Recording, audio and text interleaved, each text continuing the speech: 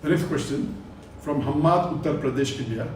I was asked by a non-Muslim that if music is considered haram in Islam as it takes a person away from the remembrance of Allah, then even sex, that is sexual intercourse, should have been haram in Islam, applying the same reasoning because it also takes one away from the remembrance of Allah. Please reply. This is a very good question from Hamad, that if music is haram because it takes a person away from Islam, then even sexual intercourse should be haram because it takes a person away from the remembrance of Allah. Let me tell you, music is haram because the Prophet has said it's haram, musical instrument. One of the additional reasons is that it takes a person away from the remembrance of Allah. Regarding sexual intercourse, depending on whom you are doing sexual intercourse with, then whether sexual intercourse is haram or not will apply. If you are doing sexual intercourse outside the marital bonds, if you are not doing it with your wife, but natural, and now since slavery is abolished, doing sexual intercourse outside the marital relationship, it is haram.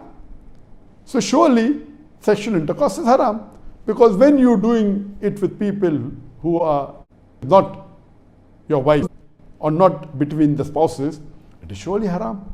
It will take you away from remembrance of Allah subhanahu wa ta'ala. But if you are doing sexual intercourse with your wife, with your legal spouse, then you will follow the guidance of Allah subhanahu wa ta'ala in the Quran and the Hadith. Our beloved Prophet ﷺ said that when you are doing intercourse, you do wudu. Now when you are doing wudu is ibadah. You are coming closer to Allah subhanahu wa ta'ala.